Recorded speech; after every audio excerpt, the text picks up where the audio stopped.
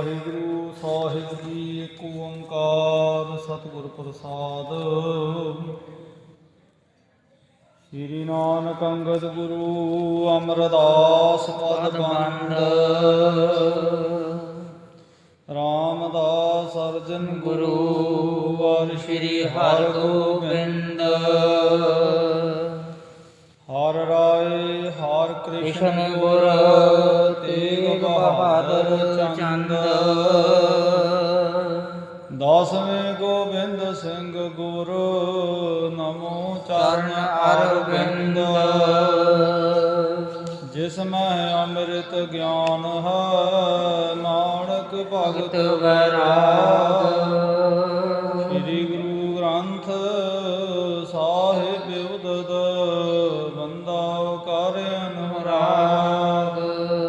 ਏਕ ਓੰਕਾਰ ਸਤਿਗੁਰੂ ਤੇ ਪ੍ਰਸਾਦ ਸਚ ਹੋਏ। ਵਾਹਿਗੁਰੂ ਜੀ ਕੀ ਫਤਿਹ ਹੈ ਵਿਘਨ ਵਿਨਾਸ਼ਨ ਸੋਏ। ਸ੍ਰੀ ਗੁਰ ਸ਼ਬਦ ਕਮਾਏ ਜਿਨ ਜੀਤੇ ਪੰਜ ਵਿਕਾਰ। ਐਨ ਸੰਤਨ ਕਉ ਬੰਦਨਾ ਸਿਰ ਚਰਨਨ ਪਰ ਧਾਰ। ਆਪਰ ਰੀਤ ਹੇਰੋ ਤਿਸ ਕਰਨੀ। ਜਬ ਹੀ ਬੀਜ ਬੀਜਿਓ ਧਰਨੀ। ਜੁਗੋ ਜੁਗ ਅਟਲ ਚਵਰ ਛਤਰ ਤਖਤ ਕੇ ਮਾਲਕ। ਦਸਾਂ ਹੀ ਪਾਤਸ਼ਾਹੀਆਂ ਦੇ ਆਤਮਿਕ ਸਰੂਪ। ਰੱਬੀ ਨਿਆਮਤਾਂ ਦੇ ਸਾਗਰ ਲੋਕ ਪਰਲੋਕ ਕੇ ਮਦਦਗਾਰ ਸਤਿਗੁਰੂ ਸ੍ਰੀ ਗੁਰੂ ਗ੍ਰੰਥ ਸਾਹਿਬ ਮਹਾਰਾਜ ਜੀਆਂ ਦੀ ਪਵਿੱਤਰ ਗੋਦ ਅੰਦਰ ਸਜ ਬੈਠੇ ਸਤਸੰਗੀ ਜਨੋ।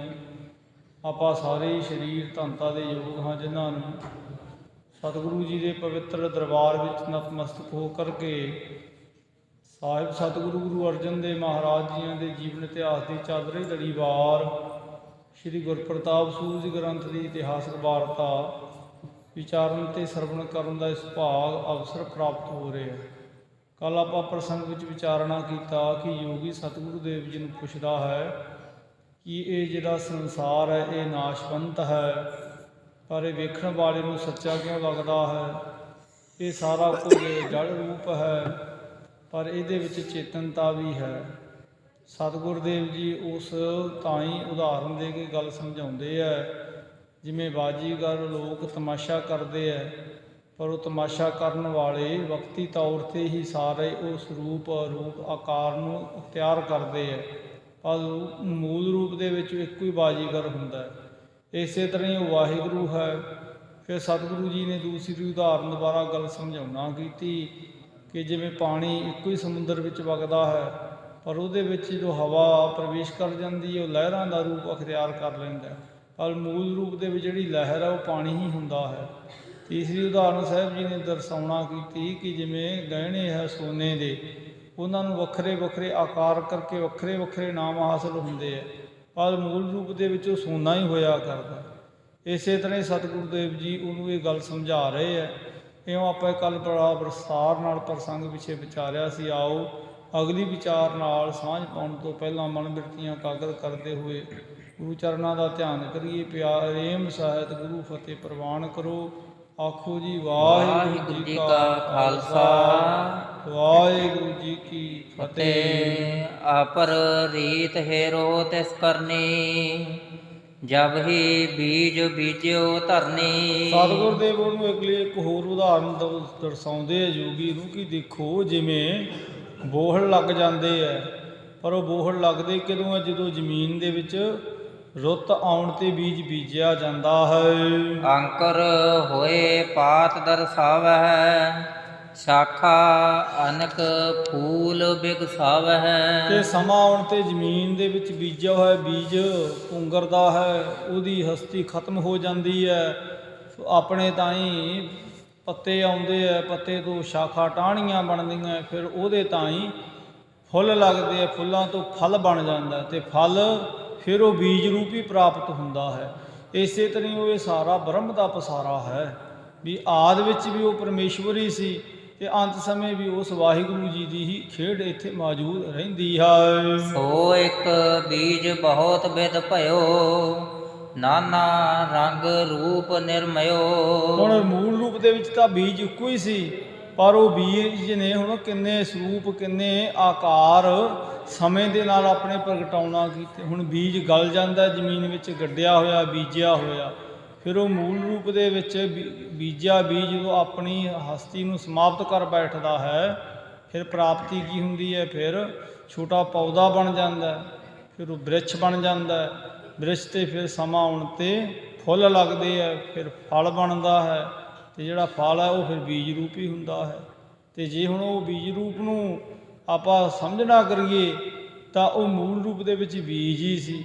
ਇਸੇ ਤਰ੍ਹਾਂ ਹੀ ਉਹ ਵਾਹਿਗੁਰੂ ਜੀ ਹੈ ਵੀ ਜਿਹੜਾ ਵਿਚਕਾਰਲਾ ਸਮਾਂ ਹੈ ਸਾਡੇ ਜੀਵਨ ਦਾ, ਇਹ ਆਪਣੇ ਤਾਂ ਹੀ ਸਾਨੂੰ ਸੱਚਾ ਲੱਗਦਾ, ਪਰ ਇਹ ਸੱਚਾ ਸਾਨੂੰ ਸੰਸਾਰਕ ਮਾਇਕ ਛਲਾਵੇ ਕਰਕੇ ਹੀ ਭਾਸਦਾ ਹੈ। ਫਲ ਲਗ ਕੈ ਪੁਨ ਪਾਕਨ ਹੋਵਾ, ਬੀਜ ਇਕਾਕੀ ਬਾਕੀ ਜੋਵਾ। ਆ ਜਦੋਂ ਆਪਣੇ ਤਾਂ ਹੀ ਫਲ ਪੱਕ ਜਾਂਦਾ ਹੈ, ਫਿਰ ਉਹ ਬੀਜ ਰੂਪ ਹੀ ਅਖਤਿਆਰ ਕਰ ਲੈਂਦਾ।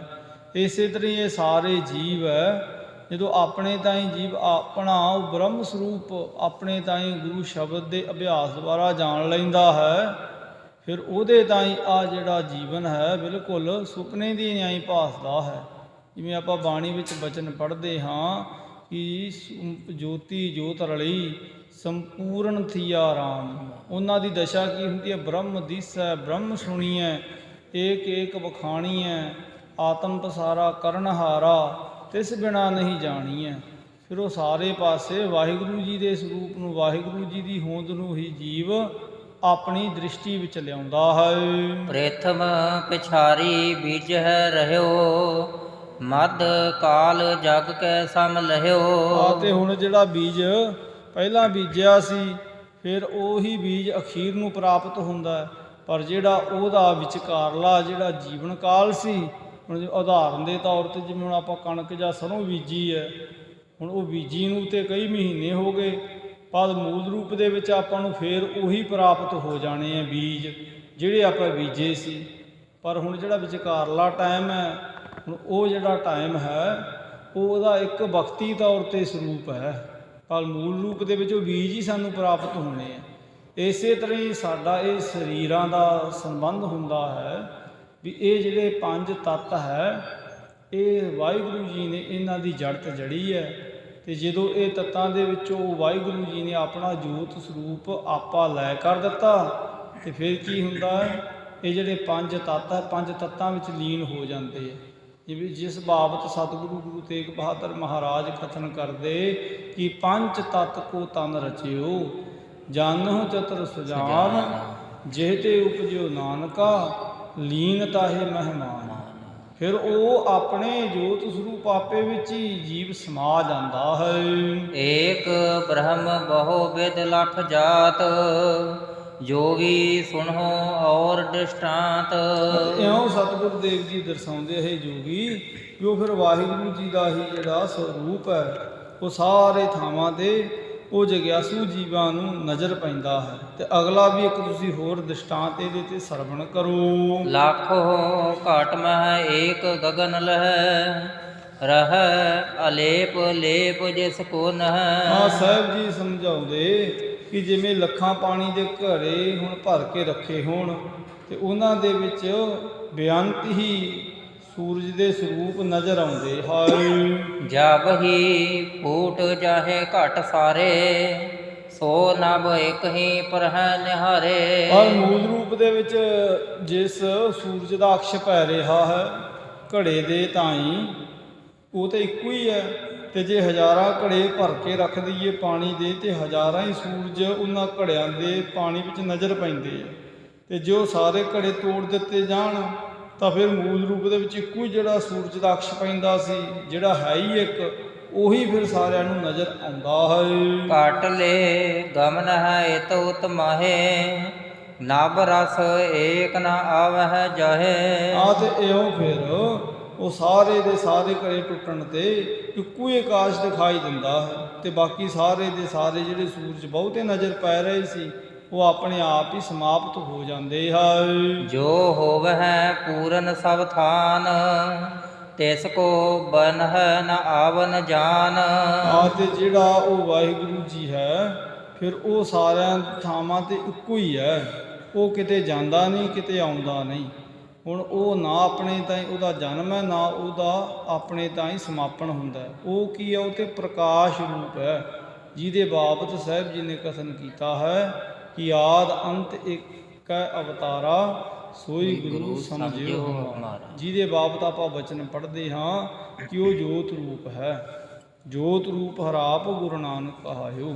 ਉਹੀ ਜੋਤ ਰੂਪ ਗੁਰੂ ਨਾਨਕ ਸਾਹਿਬ ਜੀ ਨੇ। ਤਾਤੇ ਅੰਗਦ ਭਇਓ ਤਤ ਸਿਉ ਤਤ ਮਿਲਾਇਓ। ਉਹੀ ਜੋਤ ਸਰੂਪ ਅੱਗੇ ਧੰਨ ਗੁਰੂ ਅੰਗਦ ਦੇ ਮਹਾਰਾਜ ਨੇ ਤੇ ਇਸੇ ਤਰ੍ਹਾਂ ਅਖੀਰ ਜੋਤ ਰੂਪੀ ਸਤਿਗੁਰੂ ਜੀ ਦਾ ਅਜੋਕਾ ਸਰੂਪ ਸਾਹਿਬ ਸਤਿਗੁਰੂ ਸ੍ਰੀ ਗੁਰੂ ਗ੍ਰੰਥ ਸਾਹਿਬ ਮਹਾਰਾਜ ਜੀ ਨੇ। ਤਥਾ ਬ੍ਰਹਮ ਇੱਕ ਰਸ ਸਭ ਮਾਹੇ, ਸਭ ਹੈ ਪ੍ਰਕਾਸ਼ ਹੈ ਲਿਪ ਹੈ ਨਾਹੇ। ਇਸੇ ਪ੍ਰਕਾਰ ਵਾਹਿਗੁਰੂ ਇੱਕ ਸ੍ਰਿਸ਼ਟੀ ਦੇ ਵਿੱਚ ਇੱਕੋ ਹੀ ਹੈ, ਜਿਹੜਾ ਸਾਰੇ ਥਾਵਾਂ ਤੇ ਰਵਿਆ ਹੋਇਆ, ਭਾਵ ਜੀ ਦਾ ਸਾਰੇ ਥਾਵਾਂ ਤੇ ਪਸਾਰਾ ਵਰਤ ਰਿਹਾ ਹੈ। ਸਭ ਚੇਤਨ ਆਨੰਦ ਸਰੂਪ, ਜੀਵ ਜੀਵ ਪ੍ਰਤ ਅਹ ਅਨੂਪ। ਉਸ ਵਾਹਿਗੁਰੂ ਜੀ ਦਾ ਜਿਹੜਾ ਚੇਤਨ ਸਰੂਪ ਹੈ ਉਹ ਸਾਰੇ ਜੀਵ ਜੰਤੂਆਂ ਦੇ ਤਾਈਂ ਪ੍ਰਕਾਸ਼ਿਤ ਹੈ। ਵੀ ਉਹ ਇਹ ਨਹੀਂ ਵੀ ਕਿਸੇ ਇੱਕ ਜੀਵ ਦੇ ਵਿੱਚ ਉਹਦੀ ਹੋਂਦ ਹੈ ਤੇ ਦੂਸਰੇ ਵਿੱਚ ਨਹੀਂ, ਵੀ ਸਾਰਿਆਂ ਦੇ ਵਿੱਚ ਹੀ ਉਸ ਵਾਹਿਗੁਰੂ ਜੀ ਦਾ ਜਿਹੜਾ ਸੂਖਮ ਆਪਾ ਹੈ ਉਹ ਵਿਰਾਜਮਾਨ ਹੈ। ਭੂਤ ਭਵਿੱਖ ਸਦਾ ਹੀ ਰਹੈ, ਸਭ ਜੀਵਨ ਮਹਿ ਸਤ ਇਹੋ ਹੈ। ਅਤੇ ਸਾਰੇ ਹੀ ਕਾਲਾਂ ਦੇ ਵਿੱਚ ਉਹ ਵਾਹਿਗੁਰੂ ਜੀ ਦੀ ਜੋਤ ਸਾਰੇ ਥਾਵਾਂ ਤੇ ਵਿਰਾਜਮਾਨ ਰਹਿੰਦੀ ਹੈ, ਭਾਵੇਂ ਉਹ ਵਰਤਮਾਨ ਦਾ ਸਮਾਂ ਹੈ, ਭਾਵੇਂ ਉਹ ਭਵਿੱਖ ਦਾ ਆਉਣ ਵਾਲਾ ਸਮਾਂ, ਭਾਵੇਂ ਲੰਘਿਆ ਹੋਇਆ ਟਾਈਮ, ਉਹ ਸਾਰਿਆਂ ਥਾਵਾਂ ਤੇ ਹੀ ਵਾਹਿਗੁਰੂ ਹੈ ਜਿਹੜਾ ਉਹ ਵਿਰਾਜਮਾਨ ਹੈ। ਇਹ ਨਹੀਂ ਵੀ ਉਹ ਪਹਿਲਾਂ ਸੀ ਤੇ ਅੱਗੇ ਨਹੀਂ ਹੋਵੇਗਾ, ਜਾਂ ਅੱਜ ਹੈ ਤੇ ਅੱਗੇ ਉਹਦੀ ਹੋਂਦ ਤੇ ਕੋਈ ਕਿੰਤੂ ਪਰੰਤੂ ਕੀਤਾ ਜਾ ਸਕੇ, ਨਹੀਂ। ਇਸੇ ਲਈ ਆਪਾਂ ਸਤਿਗੁਰੂ ਜੀ ਦੇ ਰੋਜ਼ ਬਚਨ ਪੜ੍ਹਦੇ ਹਾਂ, ਆਦ ਸੱਚ ਜੁਗਾਦ ਸੱਚ ਹੈ ਭੀ ਸੱਚ, ਨਾਨਕ ਹੋਸੀ ਭੀ ਸੱਚ। ਉਹ ਵਾਹਿਗੁਰੂ ਹੁਣ ਵੀ ਸੱਚਾ ਹੈ, ਪਹਿਲਾਂ ਵੀ ਸੱਚਾ ਸੀ ਤੇ ਅਗਾਂਹ ਵੀ ਸੱਚਾ ਰਹੇਗਾ। ਵੀ ਉਹ ਤਿੰਨਾਂ ਕਾਲਾਂ ਦੇ ਵਿੱਚ ਇੱਕ ਰਸ ਵਿਆਪਕ ਹੈ। ਕਿਰਿਆ ਕਰਤ ਚੇਤਨਤਾ ਜਾਨ, ਇਹੋ ਭੀ ਬ੍ਰਹਮ ਰੂਪ ਪਹਿਚਾਨ। ਜਿਹੜੇ ਵੀ ਜੀਵ ਕੋਈ ਕਿਰਿਆ ਕਰਦੇ ਆ ਉਹ ਚੇਤਨਤਾ ਜਾਣ ਕੇ ਹੀ ਕਰਦੇ ਆ। ਸੋ ਇਉਂ ਵਾਹਿਗੁਰੂ ਜੀ ਦਾ ਰੂਪ ਸਾਰੇ ਥਾਵਾਂ ਤੇ ਵਿਰਾਜਮਾਨ ਹੈ, ਤੇ ਜਿਹੜੇ ਜੀਵ ਚੇਤਨ ਹੋ ਕੇ ਕਰਮ ਕਰਦੇ ਆ ਫਿਰ ਉਹਨਾਂ ਨੂੰ ਵਾਹਿਗੁਰੂ ਜੀ ਦੀ ਜਿਹੜੀ ਹੋਂਦ ਹਸਤੀ ਹੈ ਉਹ ਫਿਰ ਨਜ਼ਰ ਪੈਣ ਲੱਗ ਜਾਂਦੀ ਹੈ। ਜਿਹਦੇ ਬਾਬਤ ਭਗਤਾਂ ਨੇ ਬਾਣੀ ਦੇ ਵਿੱਚ ਦਰਸਾਉਣਾ ਕੀਤਾ ਕਿ ਮਾਟੀ ਏਕ ਅਨੇਕ ਭਾਂਤ ਕਰ ਸਾਜੀ ਸਾਜਨ ਹਾਰੈ, ਨਾ ਕਛ ਪੋਚ ਮਾਟੀ ਕੈ ਭਾਂਡੈ, ਨਾ ਕਛ ਪੋਚ ਕੁੰਭਾਰੈ। ਫਿਰ ਉਹਨਾਂ ਨੂੰ ਤੇ ਸਾਰਿਆਂ ਦੇ ਵਿੱਚ ਹੀ ਉਹ ਵਾਹਿਗੁਰੂ ਜੀ ਦੀ ਜੋਤ ਨਜ਼ਰ ਆਈ, ਜਿਹਦੇ ਬਾਬਤ ਕਬੀਰ ਜੀ ਨੇ ਕਥਨ ਕਰਨਾ ਕੀਤਾ ਕਿ ਅਵਲ ਅੱਲਹ ਨੂਰ ਉਪਾਇਆ, ਕੁਦਰਤ ਕੇ ਸਭ ਬੰਦੇ, ਏਕ ਨੂਰ ਤੇ ਸਭ ਜਗ ਉਪਜਿਆ, ਕੌਣ ਭਲੇ ਕੋ ਮੰਦੇ। ਲੋਗਾ ਭਰਮ ਨਾ ਭੂਲੋ ਭਾਈ, ਖਾਲਕ ਖਲਕ ਖਲਕ ਮਹਿ ਖਾਲਕ, ਪੂਰ ਰਹਿਓ ਸਰਬ ਥਾਈ। ਫਿਰ ਉਹਨਾਂ ਨੇ ਕਿਹਾ ਵੀ ਉਹ ਖਲਕਤ ਦਾ ਮਾਲਕ ਜਿਹੜਾ ਹੈ ਉਹ ਸਾਰਿਆਂ ਦੇ ਵਿੱਚ ਹੀ ਪੂਰੇ ਹੈ, ਉਹ ਤੋਂ ਬਿਨਾਂ ਕੋਈ ਥਾਂ ਕੋਈ ਟਿਕਾਣਾ ਹੈ ਹੀ ਨਹੀਂ। ਵਿਸ਼ਯਨ ਮਹਿ ਆਨੰਦ ਅਗਿਆਨੀ, ਨਿਜ ਆਨੰਦ ਪ੍ਰਾਪਤ ਹੈ ਗਿਆਨੀ। ਜਿਹੜੇ ਗਿਆਨ ਤੋਂ ਸਖਣੇ ਜੀਵ ਹੈ, ਜਿਹੜੇ ਵਿਸ਼ੇ ਵਿਕਾਰਾਂ ਦੇ ਵਿੱਚ ਹੀ ਖਚਤ ਰਹਿੰਦੇ ਹੈ, ਉਸ ਵਾਹਿਗੁਰੂ ਜੀ ਦੇ ਸਰੂਪ ਨੂੰ ਨਹੀਂ ਜਾਣ ਪਾਉਂਦੇ। ਪਰ ਜਿਹੜੇ ਆਪਣੇ ਤਾਈਂ ਗਿਆਨਵਾਨ ਹੈ ਉਹ ਇਸ ਗੱਲ ਨੂੰ ਜਾਣ ਲੈਂਦੇ ਹੈ। ਨਿਜ ਆਨੰਦ ਪ੍ਰਾਪਤ ਹੈ ਗਿਆਨੀ। ਤੇ ਜਿਹੜੇ ਗਿਆਨਵਾਨ ਹੈ ਉਹ ਆਪਣੇ ਹਿਰਦੇ ਦੇ ਵਿੱਚ ਹੀ ਵਾਹਿਗੁਰੂ ਜੀ ਦੇ ਜੋਤ ਸਰੂਪ ਆਪੇ ਨੂੰ ਪਹਿਚਾਣ ਲੈਂਦੇ ਹੈ, ਤੇ ਜਿਹਦੇ ਕਰਕੇ ਉਹ ਉਸ ਵਾਹਿਗੁਰੂ ਜੀ ਦੇ ਆਨੰਦ ਸਰੂਪ ਨੂੰ ਜਾਣ ਕੇ ਆਨੰਦਿਤ ਰਹਿੰਦੇ ਹੈ। ਜਿਹਦੇ ਬਾਰੇ ਇਉਂ ਵੀ ਸਤਿਗੁਰੂ ਦੇਵ ਜੀ ਨੇ ਬਾਣੀ ਵਿੱਚ ਸਮਝਾਉਣਾ ਕੀਤਾ ਹੈ ਕਿ ਧੰਨ ਪਿਰ ਕਾ ਇੱਕ ਹੀ ਸੰਗ ਵਾਸਾ, ਵਿੱਚ ਹਉਮੈ ਭੀਤ ਕਰਾਈ। ਹੁਣ ਉਹ ਪਰਮੇਸ਼ਵਰ ਦਾ ਤੇ ਜੀਵ ਰੂਪ ਜਗਿਆਸੂ ਦਾ ਨਿਵਾਸ ਤੇ ਇੱਕ ਥਾਂ ਤੇ ਹੀ ਹੈ, ਪਰ ਵਿਚਾਲੇ ਜਿਹੜੀ ਭ੍ਰਾਂਤੀ ਦੀ ਇੱਕ ਦੀਵਾਰ ਹੈ, ਬਸ ਜਦੋਂ ਉਹਨੂੰ ਅਸੀਂ ਤੋੜ ਲਵਾਂਗੇ, ਉਸੇ ਦੀਵਾਰ ਨੂੰ ਗੁਰੂ ਨਾਨਕ ਸਾਹਿਬ ਨੇ ਕਿਹਾ ਕਿ ਕਿਵ ਸਚਿਆਰਾ ਹੋਈਐ, ਕਿਵ ਕੂੜਾ ਟੁੱਟੈ ਪਾਲ। ਉਹ ਪਾਲ ਹੈ ਜਿਹੜੀ, ਉਹ ਦੀਵਾਰ ਹੈ ਜਿਹੜੀ ਭਰਮ ਵਾਲੀ, ਜਿੱਦੇ ਟੁੱਟ ਜਾਏਗੀ ਫਿਰ ਉਹ ਸਾਡੇ ਤਾਈਂ ਕਿਤੇ ਦੂਰ ਨਹੀਂ, ਉਹ ਤੇ ਬਹੁਤ ਹੀ ਨੇੜੇ। ਜਿਹਦੇ ਬਾਬਤ ਕਬੀਰ ਭਗਤ ਰਵਿਦਾਸ ਜੀ ਕਥਨ ਕਰਦੇ, ਕਹਿ ਕਬੀਰ ਜਨ ਭਏ ਖਾਲਸੇ ਪ੍ਰੇਮ ਭਗਤ ਦਾ ਜਾਨੀ। ਜਿਹੜੇ ਪ੍ਰੇਮਾ ਭਗਤੀ ਦੁਆਰਾ ਖਾਲਸ ਰੂਪ ਹੋ ਜਾਂਦੇ ਆ ਉਹ ਜਾਣ ਲੈਂਦੇ। ਉਹ ਕਿਵੇਂ ਜਾਣ ਲੈਂਦੇ ਆ? ਉਹਨਾਂ ਬਾਬਤ ਰਵਿਦਾਸ ਜੀ ਕਥਨ ਕਰਦੇ, ਕਹਿ ਰਵਿਦਾਸ ਹਾਥ ਪੈ ਨੀਰੈ ਸਹਿਜੇ ਹੋਏ ਸੋ। ਵੀ ਉਹ ਤਾਂ ਹੱਥ ਤੋਂ ਵੀ ਨੇੜੇ ਆ, ਪਰ ਇਹ ਗੱਲ ਸਹਿਜ ਭਾਵ ਜਦੋਂ ਜਗਿਆਸੂ ਟਿਕ ਜਾਂਦਾ ਹੈ, ਦੂਈ ਦਵੈਸ਼ ਤੋਂ ਮੁਕਤ ਹੁੰਦਾ ਹੈ, ਫਿਰ ਉਹਨੂੰ ਇਸ ਗੱਲ ਦਾ ਆਭਾਸ ਹੁੰਦਾ ਹੈ। ਸਭ ਕੋ ਭੂਲ ਦੇ ਧਰ ਅੰਤਾ ਪੁਨਹ ਪਦਾਰਥ ਮਮਤਾਵੰਤਾ।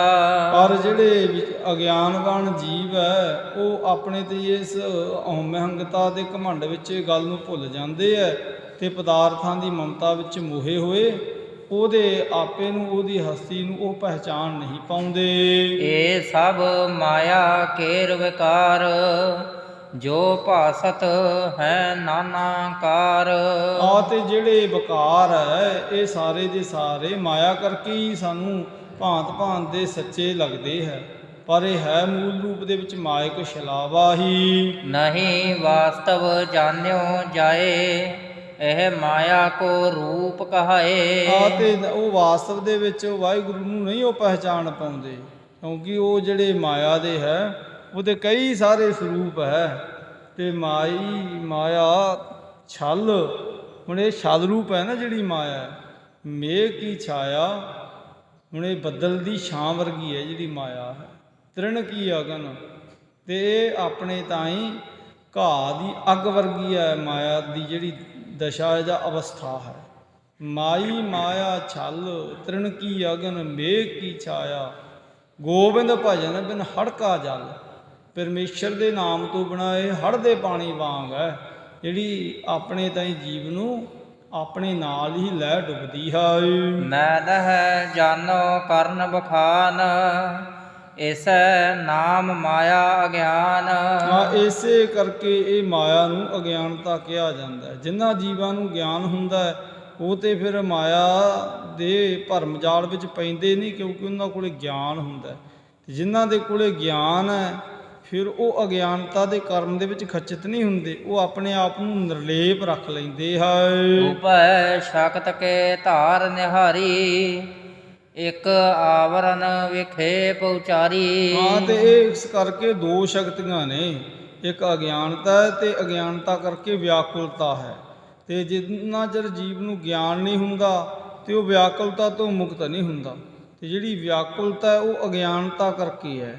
ਇਸੇ ਲਈ ਕਬੀਰ ਜੀ ਨੇ ਕਿਹਾ ਕਿ ਕਬੀਰ ਏਕ ਮਰੰਤ ਹੈ ਦੋਏ ਮੂਹੇ, ਦੋਏ ਮਰੰਤ ਹੈ ਚਾਰ, ਚਾਰ ਮਰੰਤ ਹੈ ਛੈ ਮੂਹੇ, ਚਾਰ ਪੁਰਖ ਦੋਏ ਨਾਮ।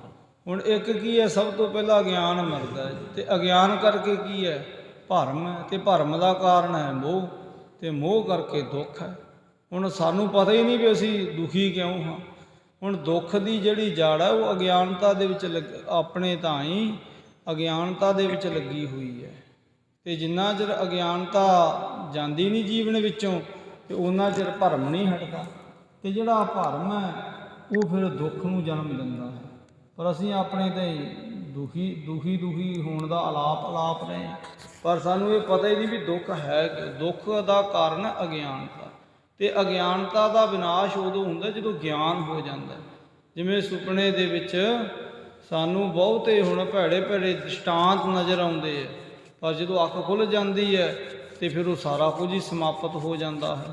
ਪਰ ਉਹ ਹੁੰਦਾ ਕਿਉਂ? ਜਦੋਂ ਸਾਨੂੰ ਗਿਆਨ ਹੋ ਜਾਂਦਾ, ਜਦੋਂ ਪਤਾ ਲੱਗ ਜਾਂਦਾ ਵੀ ਮੈਂ ਤੇ ਆਪਣੇ ਆਸਣ ਦੇ ਆਪਣੇ ਬੈੱਡਰੂਮ ਦੇ ਵਿੱਚ ਹੀ ਪਿਆ ਹੋਇਆ, ਵੀ ਮੈਂ ਕਿਸੇ ਜੰਗਲ ਵਿੱਚ ਨਹੀਂ, ਮੈਨੂੰ ਕੋਈ ਸ਼ੇਰ ਨਹੀਂ ਖਾ ਰਿਹਾ, ਕੋਈ ਮੇਰੇ ਪਿੱਛੇ ਕੋਈ ਚੀਤਾ ਭੇੜੀਆ ਨਹੀਂ ਦੌੜਿਆ ਹੋਇਆ।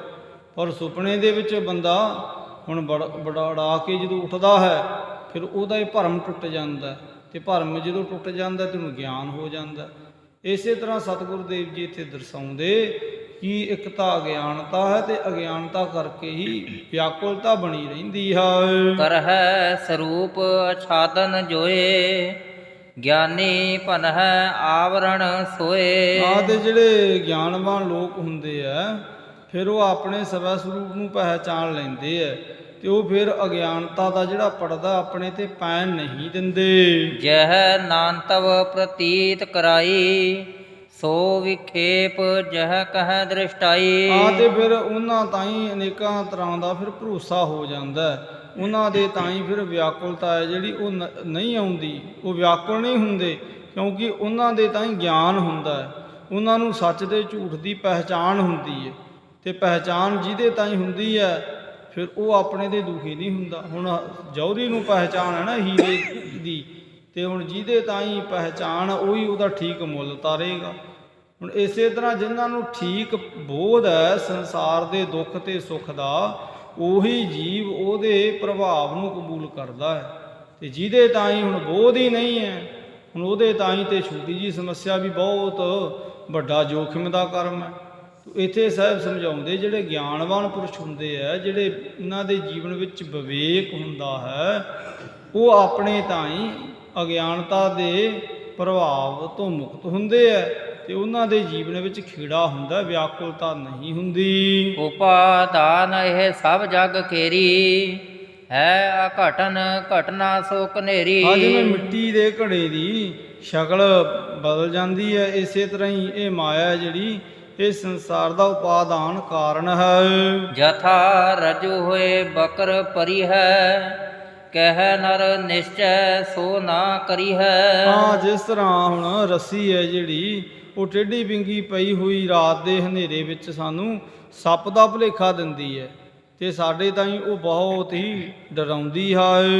ਬਿਨ ਜਾਣੇ ਰਜੂ ਤੇ ਸਕਾਲ, ਲਖਿਓ ਸਰਪ ਇਹ ਪਰਿਓ ਕਰਾਲ। ਤੇ ਰਾਤਰੀ ਦੇ ਹਨੇਰੇ ਦੇ ਕਾਰਨ ਕਰਕੇ ਹੁਣ ਜਿਹੜਾ ਜੀਵ ਚਾਨਣ ਦੀ ਅਣਹੋਂਦ ਤੋਂ ਬਗੈਰ ਹੈ, ਉਹਦੇ ਤਾਈਂ ਉਹ ਸੱਪ ਪ੍ਰਤੀਤ ਹੁੰਦੀ ਹੈ, ਪਰ ਹੁੰਦੀ ਤਾਂ ਰੱਸੀ ਹੈ ਉਹ। ਪਰ ਉਹਦੇ ਤਾਈਂ ਸੱਪ ਕਿਉਂ ਨਜ਼ਰ ਪੈਂਦੀ ਹੈ? ਕਿਉਂਕਿ ਉਹਦੇ ਕੋਲੇ ਇਸ ਗੱਲ ਦਾ ਨਿਰਣਾ ਕਰਨ ਦੇ ਲਈ ਚਾਨਣ ਨਹੀਂ ਹੈ, ਰੋਸ਼ਨੀ ਨਹੀਂ ਹੈ। ਤੇ ਜਦੋਂ ਰੋਸ਼ਨੀ ਨਹੀਂ ਹੈ ਤੇ ਹਨੇਰਾ ਹੈ, ਤੇ ਹਨੇਰੇ ਦੇ ਵਿੱਚੋਂ ਰੱਸੀ ਸੱਪ ਦਾ ਭੁਲੇਖਾ ਪਾਉਂਦੀ ਹੈ। ਇਸੇ ਤਰ੍ਹਾਂ ਹੀ ਸਾਡੇ ਜੀਵਨ ਵਿੱਚ ਆ ਜਿਹੜੇ ਸੰਸਾਰੀ ਦੁੱਖ ਹੈ, ਇਹਨਾਂ ਦਾ ਸਾਨੂੰ ਠੀਕ ਗਿਆਨ ਨਹੀਂ, ਠੀਕ ਬੋਧ ਨਹੀਂ। ਇਸ ਕਰਕੇ ਅਸੀਂ ਇਹਨਾਂ ਦਾ ਸਹਿਜੇ ਹੀ ਸਰੀਰਕ ਦੇ ਨਾਲ ਅਸੀਂ ਆਤਮਿਕ ਤੌਰ 'ਤੇ ਵੀ ਪ੍ਰਭਾਵ ਕਬੂਲ ਲੈਂਦੇ ਹਾਂ, ਤੇ ਜਿਹਦੇ ਕਾਰਨ ਕਰਕੇ ਉਹ ਜਿਹੜਾ ਦੁੱਖ ਹੈ ਉਹ ਸਾਡੇ ਜੀਵਨ ਦੇ ਵਿੱਚ ਨਸੂਰ ਬਣ ਜਾਂਦਾ ਹੈ। ਤੇ ਜਦੋਂ ਦੁੱਖ ਜੀਵਨ ਵਿੱਚ ਨਸੂਰ ਬਣ ਜਾਂਦਾ, ਉਹ ਸਾਨੂੰ ਅੰਦਰੋਂ ਵੀ ਨਹੀਂ ਟਿਕਣ ਦਿੰਦਾ, ਤੇ ਬਾਹਰੋਂ ਸੰਸਾਰੀ ਤੌਰ 'ਤੇ ਵੀ ਸਾਨੂੰ ਉਹ ਆਪਣੇ ਆਪ ਦੇ ਕਲਾਵੇ ਵਿੱਚ ਜਕੜੀ ਰੱਖਦਾ ਹੈ। ਰਜ ਦਿਸ਼ਟਾਨ ਪਾਏ ਅਗਿਆਨ, ਕਾਰਜ ਕੀਨੋ ਸਰੂਪ ਮਹਾਨ। ਤੇ ਅਗਿਆਨਤਾ ਦੇ ਸਹਿਤ ਜਿਹੜੀ ਰੱਸੀ ਸੀ ਉਹ ਸੱਪ ਦਾ ਸਰੂਪ ਧਾਰਨ ਕਰ ਜਾਂਦੀ ਹੈ। ਪਰ ਜੇ ਕਿਤੇ ਗਿਆਨ ਹੁੰਦਾ ਤੇ ਉਹ ਰੱਸੀ ਤੋਂ ਫਿਰ ਬੰਦਾ ਡਰਦਾ ਥੋੜ੍ਹੀ, ਉਹਨੇ ਤੇ ਚੁੱਕ ਕੇ ਉਸੇ ਵੇਲੇ ਉਹਨੂੰ ਪਰਾਂ ਵਗਾ ਦੇਣਾ ਸੀ। ਪਰ ਉਹਦੇ ਤਾਈਂ ਰੱਸੀ ਨੇ ਸੱਪ ਦਾ ਸਰੂਪ ਕਿਉਂ ਧਾਰਨ ਕਰ ਲਿਆ? ਕਿਉਂਕਿ ਉਹਦੇ ਕੋਲੇ ਉਸ ਦੀ ਪਹਿਚਾਣ ਕਰਨ ਦੇ ਲਈ, ਉਹਦੀ ਪਰਖ ਕਰਨ ਦੇ ਲਈ ਇਹ ਸੱਪ ਹੈ ਕਿ ਰੱਸੀ ਹੈ, ਨਿਰਣਾ ਕਰਨ ਦੇ ਲਈ ਚਾਨਣ ਨਹੀਂ ਸੀ, ਪ੍ਰਕਾਸ਼ ਨਹੀਂ ਸੀ। ਇਸ ਕਰਕੇ ਰੱਸੀ ਨੇ ਸੱਪ ਰੂਪ ਹੋ ਕੇ ਉਹਨੂੰ ਡਰਾਉਣਾ ਕੀਤਾ। ਤਿਵ ਮਾਇਆ ਤਿਸ਼ਟਾਨ ਧਰੰਤ, ਬ੍ਰਹਮ ਆਸਰੇ ਵਿਸ਼ੈ ਕਰੰਤ।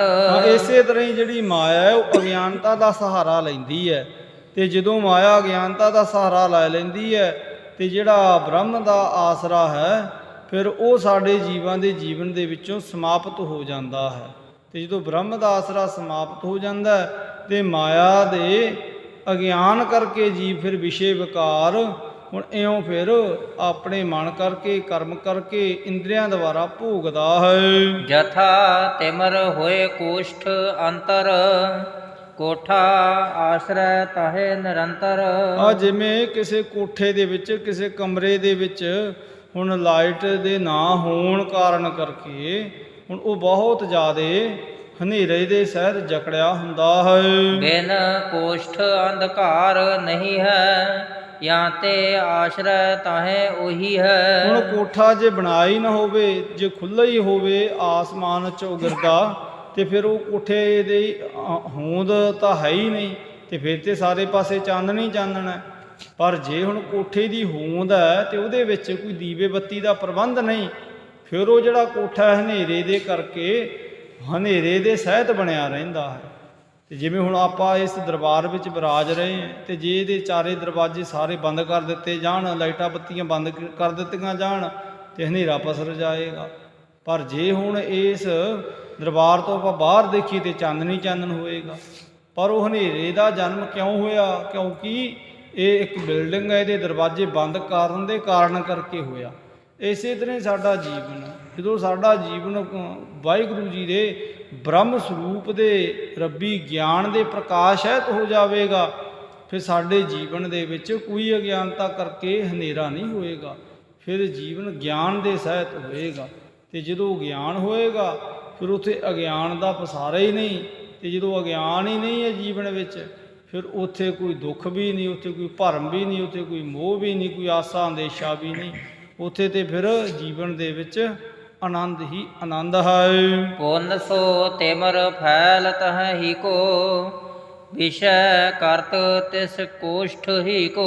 ਹਾਂ, ਤੇ ਉਹ ਕੋਠੇ ਦੇ ਵਿੱਚ ਹਨੇਰਾ ਬਣਿਆ ਰਹਿੰਦਾ ਹੈ, ਤੇ ਕੋਠੇ ਦੇ ਸਹਾਰੇ ਜਿਹੜਾ ਹਨੇਰਾ ਹੈ ਉਸ ਚੌਗਿਰਦੇ ਨੂੰ ਆਪਣੇ ਕਲਾਵੇ ਵਿੱਚ ਜਕੜੀ ਰੱਖਦਾ ਹੈ। ਛਾਦ ਲੇਤ ਚਹੋ ਔਰਨ ਮਾਹੇ, ਜਿਸ ਤੇ ਦ੍ਰਿਸ਼ਟ ਪਰਤ ਹੈ ਨਾਹੇ। ਤੇ ਉਸ ਕੋਠੇ ਨੂੰ ਚੌਂ ਪਾਸਿਆਂ ਤੋਂ ਫਿਰ ਉਹ ਹਨੇਰਾ ਢੱਕ ਕੇ ਰੱਖਦਾ ਹੈ, ਤੇ ਉਹ ਜਿਹੜਾ ਕੋਠਾ ਹੈ ਫਿਰ ਹਨੇਰੇ ਦੇ ਕਲਾਵੇ ਦੇ ਵਿੱਚ ਗਰਸਿਆ ਰਹਿੰਦਾ ਹੈ। ਤਥਾ ਬ੍ਰਹਮ ਕੋ ਮਾਇਆ ਜਾਨ, ਆਸ਼ਰੈ ਵਿਸ਼ੈ ਕਰਤ ਬੁੱਧਵਾਨ। ਹਾਂ, ਤੇ ਇਸੇ ਤਰ੍ਹਾਂ ਹੀ ਉਹ ਬ੍ਰਹਮ ਹੈ। ਹੁਣ ਉਹ ਜਿਹੜਾ ਬ੍ਰਹਮ ਹੈ ਉਹ ਮਾਇਆ ਦੇ ਤੱਕ ਆਪਣੇ ਤਾਈਂ ਚੁਗਿਰਦੇ ਦੇ ਵਿੱਚ ਘਿਰੇ ਹੋਣ ਦੇ ਕਾਰਨ ਕਰਕੇ ਉਹ ਜਿਹੜਾ ਹੈ ਆਪਣੇ ਬ੍ਰਹਮ ਸਰੂਪ ਦਾ ਪ੍ਰਕਾਸ਼ ਨਹੀਂ ਕਰ ਪਾਉਂਦਾ। ਤੇ ਜਿਹੜਾ ਵਾਹਿਗੁਰੂ ਹੈ ਉਹਨੂੰ ਫਿਰ ਮਾਇਆ ਜਾਣ ਲੈਂਦੇ ਅਗਿਆਨੀ ਲੋਕ, ਤੇ ਫਿਰ ਉਹਨੂੰ ਮਾਇਆ ਜਾਣ ਕੇ ਤੇ ਉਹਦੇ ਬ੍ਰਹਮ ਸਰੂਪ ਨੂੰ ਉਹ ਵਿਸਾਰ ਦਿੰਦੇ ਆ। ਪਰ ਜਿਹੜੇ ਬੁੱਧੀਮਾਨ ਲੋਕ ਹੈ, ਜਿਹੜੇ ਗਿਆਨਵਾਨ ਲੋਕ ਹੈ, ਉਹ ਫਿਰ ਮਾਇਆ ਦੇ ਨਾਲ ਨਾਲ ਉਹ ਬ੍ਰਹਮ ਸਰੂਪ ਨੂੰ ਵੀ ਜਾਣਦੇ ਹੈ। ਤੇ ਜਿਹਦੇ ਕਾਰਨ ਕਰਕੇ ਉਹਨਾਂ ਦੇ ਜੀਵਨ ਵਿੱਚ ਮਾਇਕ ਰੂਪ ਝੂਠਾ ਰਹਿ ਜਾਂਦਾ ਹੈ, ਤੇ ਉਸ ਵਾਹਿਗੁਰੂ ਦਾ ਜਿਹੜਾ ਬ੍ਰਹਮ ਸਰੂਪ ਹੈ ਉਹ ਮਹਾਨ ਹੁੰਦਾ ਹੈ।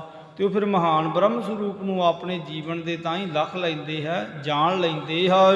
ਜਬ ਅਗਿਆਨ ਸਕਾਰਜ ਸਾਰੇ, ਭ੍ਰਮ ਛੁੱਟ ਜਾਏ ਸਰੂਪ ਨਿਹਾਰੇ। ਤੇ ਜਦੋਂ ਜੀਵ ਦੇ ਜੀਵਨ ਵਿੱਚ ਗੁਰੂ ਉਪਦੇਸ਼ ਦਾ ਗਿਆਨ ਹੋ ਜਾਂਦਾ ਹੈ, ਅਗਿਆਨਤਾ ਦਾ ਹਨੇਰਾ ਸਮਾਪਤ ਹੋ ਜਾਂਦਾ ਹੈ, ਵਿਸ਼ੇ ਵਿਕਾਰ ਮਾਇਕ ਭਰਮ ਭੁਲੇਖੇ ਦੂਰ ਹੋ ਜਾਂਦੇ ਹੈ, ਤੇ ਉਹ ਆਪਣੇ ਬ੍ਰਹਮ ਸਰੂਪ ਨੂੰ ਫਿਰ ਪਹਿਚਾਨ ਲੈਂਦਾ ਹੈ। ਪਰਮ ਤਤ ਕੋ ਮਤ ਕਰ ਜਾਨਾ, ਏਕੰਕਾਰ ਮਹਤਮ ਹਿਆਨਾ।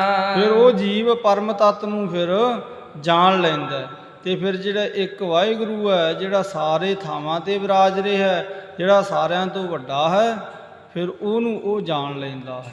ਜਿਹਦੇ ਬਾਰੇ ਆਪਾਂ ਬਾਣੀ ਵਿੱਚ ਬਚਨ ਪੜ੍ਹਦੇ ਸੁਣਦੇ ਹਾਂ, ਵੱਡੇ ਮੇਰੇ ਸਾਹਿਬਾ ਗਹਿਰ ਗੰਭੀਰਾ, ਗੁਣੀ ਗਹੀਰਾ, ਕੋਏ ਨਾ ਜਾਣੈ ਤੇਰਾ, ਕੀਤਾ ਕੇਵਲ ਚੀਰਾ ਰਹਾਉ। ਸਭ ਸੁਰਤੀ ਮਿਲ ਸੁਰਤ ਕਮਾਈ, ਸਭ ਕੀਮਤ ਮਿਲ ਕੀਮਤ ਪਾਈ। ਗਿਆਨੀ ਧਿਆਨੀ ਗੁਰ ਗੁਰ ਹਾਈ, ਕਹਿਣ ਨਾ ਜਾਈ ਤੇਰੀ ਤਿਲ ਵਡਿਆਈ। ਫਿਰ ਉਹ ਉਹਦੀ ਵੱਡੀ ਵਡਿਆਈ ਨੂੰ ਜਾਣ ਲੈਂਦੇ ਆ, ਪਰ ਉਹ ਜਾਣਦੇ ਹੋਏ ਉਹਦੀ ਵਡਿਆਈ ਨੂੰ ਤਿਲ ਮਾਤਰ ਵੀ ਕਥਨ ਨਹੀਂ ਕਰ ਪਾਉਂਦੇ।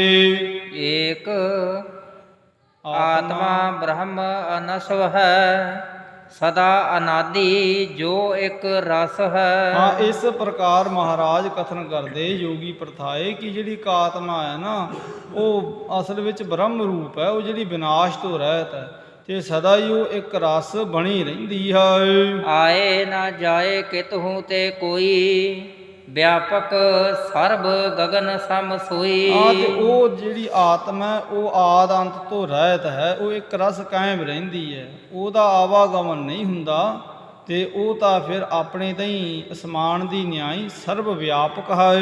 ਅਦਵੈ ਆਨੰਦਾਤਮ ਸਭ ਥਾਨ, ਨਿਹਕਲ ਅਕਰੈ ਅਜੈ ਮਹਾਨ। ਤੇ ਉਹ ਹਰ ਥਾਂ ਤੇ ਅਦੁੱਤੀ ਹੈ, ਆਨੰਦ ਸਰੂਪ ਹੈ, ਅਜਿੱਤ ਹੈ, ਤੇ ਕਿਰਿਆ ਤੋਂ ਰਹਿਤ ਹੈ, ਕਲਪਨਾ ਤੋਂ ਰਹਿਤ ਹੈ, ਵੀ ਉਹਦੇ ਬਾਰੇ ਕੋਈ ਬਿਆਨ ਕੁਝ ਕੀਤਾ ਹੀ ਨਹੀਂ ਜਾ ਸਕਦਾ।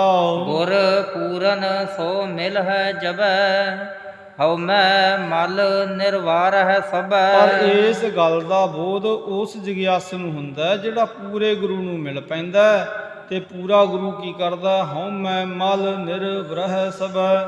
ਪੂਰਾ ਗੁਰੂ ਹਉਮੈ ਦੀ ਮੈਲ ਦਾ ਨਿਵਾਰਨ ਕਰ ਦਿੰਦਾ ਤੇ ਫਿਰ ਸ਼ੁੱਧ ਸਰੂਪ ਆਪਣੇ ਆਪੇ ਦਾ ਜਗਿਆਸੂ ਨੂੰ ਬੋਧ ਕਰਵਾਉਂਦਾ। ਇਸੇ ਲਈ ਸਤਿਗੁਰੂ ਦੇ ਬਾਣੀ ਵਿੱਚ ਸਾਨੂੰ ਸਮਝਾਉਂਦੇ ਆ ਕਿ ਪੂਰੇ ਗੁਰ ਕਾ ਸੁਨ ਉਪਦੇਸ਼, ਤੇ ਫਿਰ ਉਹਦਾ ਫਾਇਦਾ ਕੀ ਹੈ? ਪਾਰ ਬ੍ਰਹਮ ਨਿਕਟ ਕਰ ਪੇਖ। ਉਹ ਵਾਹਿਗੁਰੂ ਫਿਰ ਨੇੜੇ ਭਾਸਣ ਲੱਗ ਜਾਂਦਾ। ਜਿਹੜਾ ਸਾਨੂੰ ਦੂਰ ਲੱਗਦਾ, ਉਹ ਹੈ ਤੇ ਬਹੁਤ ਨੇੜੇ, ਪਰ ਸਾਨੂੰ ਦੂਰ ਇਉਂ ਲੱਗਦਾ ਕਿਉਂਕਿ ਅਸੀਂ ਉਹਨੂੰ ਦੂਰ ਮੰਨਿਆ ਹੋਇਆ, ਪਰ ਉਹ ਬਹੁਤ ਨੇੜੇ ਹੈ। ਪਰ ਇਹ ਗੱਲ ਦਾ ਬੋਧ ਪੂਰਾ ਗੁਰੂ ਉੱਤਮ ਜਗਿਆਸੂ ਨੂੰ ਕਰਵਾਉਂਦਾ ਹੈ। ਤੇ ਪੂਰਾ ਗੁਰੂ ਜਗਿਆਸੂ ਦੇ ਜੀਵਨ ਦੇ ਵਿੱਚ ਪਹਿਲਾਂ ਪਈ ਹੋਈ ਅਗਿਆਨਤਾ ਆਦਿ ਜਿਹੜੀ ਮਲੀਨਤਾ ਉਹਨੂੰ ਦੂਰ ਕਰਦਾ, ਜਿਹਦੇ ਬਾਬਤ ਸਾਹਿਬ ਕਥਨ ਕਰਦੇ ਬਾਣੀ ਅੰਦਰ, ਪ੍ਰਭ ਕੈ ਸਿਮਰਨ ਮਨ ਕੀ ਮਲ ਜਾਏ, ਅੰਮ੍ਰਿਤ ਨਾਮ ਰਿਧ ਮਾਹਿ ਸਮਾਏ। ਜਿਵੇਂ ਆਪਾਂ ਕੱਪੜੇ ਮੈਲੇ ਹੋਣ, ਉਹਨਾਂ ਵਿੱਚੋਂ ਬੋ ਆ ਰਹੀ ਹੋਵੇ, ਸਾਬਣ ਸਰਫ ਸੋਡਾ ਵਰਤ ਕੇ ਆਪਾਂ ਉਹਨਾਂ ਨੂੰ ਵਾਸ਼ ਕਰ ਦਈਏ, ਸਾਫ਼ ਕਰ ਦਈਏ, ਤੇ ਉਹਨਾਂ ਦੇ ਤਾਂ ਹੀ ਫਿਰ ਉਹ ਜਿੱਥੇ ਮੈਲ ਦਾ ਨਿਵਾਰਨ ਹੋ ਜਾਂਦਾ ਹੈ, ਉਜਲੇ ਹੋ ਜਾਂਦੇ ਹੈ। ਤੇ ਜੇ ਉਹਨਾਂ ਤੇ ਇਤਰ ਫਲੈਲ ਇਤਿਆਦਿ ਕੋਈ ਸੁਗੰਧੀਦਾਰ ਪਦਾਰਥ ਦਾ ਛਿੜਕਾਅ ਕਰ ਦਈਏ, ਤੇ ਫਿਰ ਉਹਨਾਂ ਦੇ ਤਾਂ ਹੀ ਮਹਿਕ ਆਉਣ ਲੱਗ ਜਾਂਦੀ ਹੈ, ਸੁਗੰਧੀ ਆਉਣ ਲੱਗ ਜਾਂਦੀ ਹੈ। ਪਰ ਉਹ ਕਦੋਂ ਆਉਂਦੀ ਹੈ? ਜਦੋਂ ਕੋਈ ਥੋੜ੍ਹੀ ਜਿਹੀ ਮਸ਼ੱਕਤ ਕੀਤੀ ਜਾਂਦੀ ਹੈ। ਇਸੇ ਤਰ੍ਹਾਂ ਹੀ ਜਦੋਂ ਅਸੀਂ ਸੁਰਤ ਰੂਪੀ ਵਸਤਰ ਨੂੰ, ਜਿਹੜਾ ਸੁਰਤ ਰੂਪੀ ਵਸਤਰ ਇਹ ਸਰੀਰ ਰੂਪੀ ਕਾਇਆ ਦੇ ਅੰਦਰ ਪਿਆ ਹੋਇਆ, ਜਦੋਂ ਇਹਨੂੰ ਆਪਾਂ ਧੋਵਾਂਗੇ ਫਿਰ ਉਜਲਾ ਹੋਵੇਗਾ। ਜਿਵੇਂ ਸਰੀਰ ਮੈਲਾ ਕੁਚੈਲਾ ਹੋ ਜਾਂਦਾ ਤੇ ਆਪਾਂ ਜਦੋਂ ਇਹਨੂੰ ਸਰੀਰ ਦਾ ਇਸ਼ਨਾਨ ਕਰ ਲੈਂਦੇ, ਇਹਨੂੰ ਵਾਸ਼ ਕਰ ਲੈਂਦੇ ਹਾਂ, ਫਿਰ ਪਸੀਨੇ ਤੇ ਆਦਿਕ ਦੀ ਜਿਹੜੀ ਬੂ ਹੈ ਉਹ ਖਤਮ ਹੋ ਜਾਂਦੀ ਹੈ। ਇਸੇ ਤਰ੍ਹਾਂ ਹੀ ਉਹ ਅੰਦਰਲਾ ਸੂਖਮ ਆਪਾ ਹੈ। ਇਹ ਤੇ ਸਥੂਲ ਹੈ, ਇੱਕ ਸੂਖਸ਼ਮ ਹੈ। ਇਹ ਤਾਂ ਅਸੀਂ ਸਥੂਲ ਦੇ ਇਸ਼ਨਾਨ ਕਰਾ ਰਹੇ ਹਾਂ, ਪਰ ਮਹਾਰਾਜ ਨੇ ਕਿਹਾ ਵੀ ਤੂੰ ਸੂਖਮ ਜਿਹੜਾ ਅੰਦਰਲਾ ਪਾਰਟ ਹੈ ਨਾ, ਉਹਦਾ ਵੀ ਤੂੰ ਇਸ਼ਨਾਨ ਕਰਾ, ਜਿਹਦੇ ਬਾਬਤ ਆਪਾਂ ਬਚਨ ਬਾਣੀ ਅੰਦਰ ਪੜ੍ਹਦੇ ਹਾਂ ਕਿ ਅੰਤਰਗਤ ਤੀਰਥ ਮਲ ਨਾਓ, ਵੀ ਅੰਦਰਲੇ ਤੀਰਥ 'ਤੇ ਵੀ ਇਸ਼ਨਾਨ ਕਰ। ਪਰ ਹੁਣ ਸਾਡੀ ਤਰਾਸਦੀ ਹੈ ਵੀ ਅਸੀਂ ਬਾਹਰੋਂ ਇਸ਼ਨਾਨ ਕਰ ਰਹੇ ਹਾਂ, ਪਰ ਸਤਿਗੁਰੂ ਦੇਵ ਸਮਝਾਉਂਦੇ ਤੂੰ ਅੰਦਰਲਾ ਇਸ਼ਨਾਨ ਵੀ ਕਰ। ਜਦੋਂ ਅਸੀਂ ਅੰਦਰਲਾ ਇਸ਼ਨਾਨ ਕਰਾਂਗੇ ਤੇ ਫਿਰ ਜਿਹੜੀ ਹਉਮੈ ਅਹੰਗਤਾ ਦੀ, ਵਿਸ਼ੇ ਵਿਕਾਰਾਂ ਦੀ ਜਿਹੜੀ ਸੂਖਮ ਆਪੇ ਨੂੰ ਲੱਗੀ ਹੋਈ ਮੈਲ ਹੈ, ਜਿਹਦੇ ਕਰਕੇ ਜੀਵਨ ਦੇ ਵਿੱਚੋਂ ਵਿਸ਼ੇ ਵਿਕਾਰਾਂ ਦੀਆਂ ਭੈੜੀਆਂ ਵਾਸ਼ਨਾਵਾਂ ਉਪਜ ਰਹੀਆਂ, ਫਿਰ ਉਹਨਾਂ ਦਾ ਸਮਾਪਨ ਹੋਣਾ ਤੇ ਫਿਰ ਸ਼ੁਭ ਗੁਣਾਂ ਦਾ ਜਿਹੜਾ ਪ੍ਰਗਟਾਵਾ ਹੋਣਾ, ਜਿਹਦੇ ਬਾਬਤ ਸਤਿਗੁਰਦੇਵ ਕਥਨ ਕਰਦੇ, ਗੁਣਾਂ ਕਾ ਹੋਵੇ ਵਾਸਲਾ ਕੜ ਵਾਸ ਲੀਜੈ, ਜੇ ਗੁਣ ਹੋਵਣ ਸਾਜਣਾ ਮਿਲ ਸਾਂਝ ਕਰੀਜੈ। ਸਾਂਝ ਕਰੀਜੈ ਗੁਣ ਹੈ ਕਿਹਦੀ ਛੋੜ ਅਵਗਣ ਚੱਲੀ। ਜਦੋਂ ਅਸੀਂ ਉਹ ਗੁਣਾਂ ਦਾ ਵਣਜ ਕਰਾਂਗੇ ਨਾ, ਤੇ ਫਿਰ ਜੀਵਨ ਗੁਣਾਂ ਦਾ ਮੁਜੱਸਮਾ ਬਣ ਜਾਏਗਾ। ਸਭ ਹਿਨ ਤੇ ਉਤ ਕ੍ਰਿਸ਼ਟ ਜੋ ਗਤ ਹੈ, ਸੋ ਪ੍ਰਾਪਤ ਹੋਏ ਆਨੰਦ ਸਤ ਹੈ। ਹਾਂ, ਤੇ ਇਉਂ ਫਿਰ ਜਿਹੜੀ ਸਭ ਤੋਂ ਉੱਚੀ ਅਵਸਥਾ ਹੈ, ਤੇ ਉਹ ਸਭ ਤੋਂ ਉੱਚੀ ਜਿਹੜੀ ਅਵਸਥਾ ਸੱਚੀ ਆਨੰਦ ਦੀ ਅਵਸਥਾ ਹੈ, ਉਹ ਫਿਰ ਉੱਤਮ ਜਗਿਆਸੂ ਨੂੰ ਹਾਸਲ ਹੋ ਜਾਂਦੀ ਹੈ। ਪੁਨਰਾ ਵਰਤ ਨਹੀਂ ਜਿਤ ਹੋਏ, ਅੰਮ੍ਰਿਤ ਰੂਪ ਏਕ ਰਸ ਸੋਏ। ਫਿਰ ਉਸ ਜੀਵ ਦਾ ਫਿਰ ਇਸ ਸੰਸਾਰ ਵਿੱਚ ਜੰਮਣਾ ਮਰਨਾ ਨਹੀਂ ਹੁੰਦਾ, ਉਹ ਆਵਾਗਮਨ ਤੋਂ ਮੁਕਤ ਹੋ ਜਾਂਦਾ ਤੇ ਉਹ ਪ੍ਰਾਣੀ ਫਿਰ ਅੰਮ੍ਰਿਤ ਰੂਪ ਏਕ ਰਸ ਸੋਏ। ਫਿਰ ਉਹ ਵਾਹਿਗੁਰੂ ਜੀ ਦਾ ਨਾਮ ਸਰੂਪ ਜਿਹੜਾ ਅੰਮ੍ਰਿਤ ਹੈ, ਉਸ ਅੰਮ੍ਰਿਤ ਸਰੂਪ ਆਪੇ ਦੇ ਵਿੱਚ ਆਪਣੀ ਜਿਹੜੀ ਜੋਤ ਰੂਪ ਹੈ ਅਵਸਥਾ, ਉਹਦੇ ਤਾਈਂ ਅਭੇਦ ਕਰ ਲੈਂਦਾ ਹੈ। ਤੇ ਜਦੋਂ ਉਹ ਜੋਤ ਰੂਪ ਆਪਣੇ ਆਪ ਤਾਈਂ ਹੋ ਜਾਂਦਾ ਤੇ ਫਿਰ ਉਹਦਾ ਇਹ ਜਿਹੜਾ ਸਰੀਰ ਕਰਕੇ ਬਾਰੰਬਾਰ ਵਿਕਾਰਾਂ ਦੇ ਸਹਿਜ ਜੀਵਨ ਭੋਗਣ ਕਰਕੇ ਆਵਾਗਮਨ ਹੁੰਦਾ, ਉਹ ਸਮਾਪਤ ਹੋ ਜਾਂਦਾ।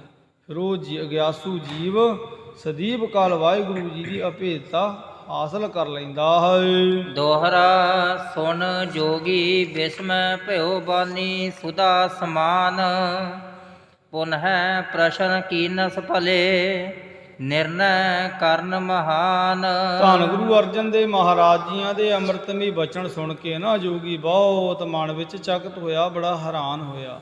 ਫਿਰ ਉਹਨੇ ਚੰਗੀ ਤਰ੍ਹਾਂ ਇਹ ਨਿਰਣਾ ਕਰ ਲਿਆ ਕਿ ਸਤਿਗੁਰ ਦੇਵ ਬਹੁਤ ਹੀ ਮਹਾਨ ਹੈ, ਵੀ ਸਤਿਗੁਰੂ ਜੀ ਵਰਗਾ ਹੋਰ ਦੂਜਾ ਕੋਈ ਹੈ ਹੀ ਨਹੀਂ। ਤੇ ਉਹਨੂੰ ਭਰੋਸਾ ਹੋ ਜਾਂਦਾ ਕਿ ਮੇਰੇ ਗੁਰੂ ਨੇ ਜਦੋਂ ਮੈਂ ਇਸ ਹਠ ਯੋਗ ਦੇ ਵਿੱਚ ਬੈਠਾ ਸੀ ਤੇ ਇਹਨਾਂ ਸਤਿਗੁਰਾਂ ਦੀ ਹੀ ਮੈਨੂੰ ਠੀਕ ਸੂਚਨਾ ਦਿੱਤੀ ਸੀ। ਚਉਪਈ ਕੌਣ ਬਾਦ ਕਰ ਬ੍ਰਹਮ ਸਿੱਧ ਕੇ, ਜਿਸ ਤੇ ਸਰਬ ਪਰਪੰਚ ਦ੍ਰਿਸ਼ਟ ਹੁਣ ਥੈ। ਯੋਗੀ ਨੇ ਫਿਰ ਸਤਿਗੁਰੂ ਜੀ ਨੂੰ ਬੇਨਤੀ ਸਰੂਪ ਸਵਾਲ ਕੀਤਾ, ਮਹਾਰਾਜ ਤੁਸੀਂ ਜਿਹੜੀਆਂ ਦਲੀਲਾਂ ਦੇ ਕੇ ਬ੍ਰਹਮ ਨੂੰ ਸਿੱਧ ਕੀਤਾ ਹੈ, ਇਹ ਤੇ ਸਾਰਾ ਹੀ ਜਗਤ ਵਿਸਤਾਰ ਰੂਪ ਹੈ, ਦ੍ਰਿਸ਼ਟਮਾਨ ਹੈ।